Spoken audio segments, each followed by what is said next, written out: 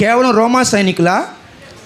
రోమా సైనికులు, పొంతి పిలాతు, హేరోదు, తర్వాత ప్రధాన యాజకులు, తర్వాత అక్కడ నుంచున్న ప్రజలు. అప్పుడు దాకా హోసన్నా హోసన్నా అని కేకలు వేసి సిలువేయమని యూదులు అన్నారే, వాళ్ళందరూ అక్కడ ఉన్నారు. వాళ్ళందరూ కూడా అక్కడే ఉన్నారు. వాళ్ళు మాత్రమేనంటే కాదు.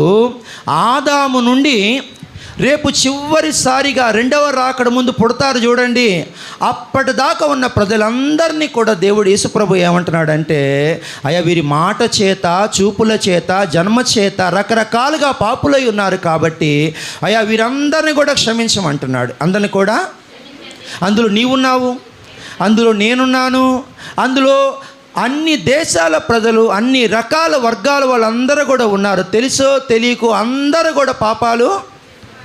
వారందరి గురించి ప్రభువైన యేసుక్రీస్తు వారు ఏమంటున్నాడు అంటే, తండ్రి క్షమించు అంటాం బాగానే ఉంటుంది, కానీ అక్కడ ఏమన్నాడు, వీరేమీ చేయుచున్నారో మా తెలియకుండా కొడాబుద్ధి కొట్టారా, పిచ్చోళ్ళ వాళ్ళు, లేకపోతే అమాయకులా, పసిబిడ్డలా, లేకపోతే మైండ్ పోయి కొట్టారా? కాదు, అన్ని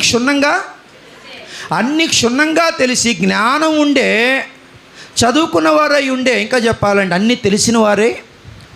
మరి వాళ్ళు తెలియకుండా ఎలా అన్నాడంటే అర్థం ఏంటంటే, ఒకళ్ళు శిక్షిస్తావేమో ప్రభువా, నన్ను లోకరక్షుడుగా గమనించలేదు కాబట్టి, మెస్సయ్యగా నన్ను గమనించలేదు కాబట్టి, వారి మనోనేత్రాలు మూయబడ్డవి కాబట్టి నన్ను గుర్తించలేపారు. వారి మనోనేత్రాలు తెరిస్తే నన్ను కొట్టగలరా, బైబిల్ చించగలరా, మందిరం తగలబెట్టగలరా?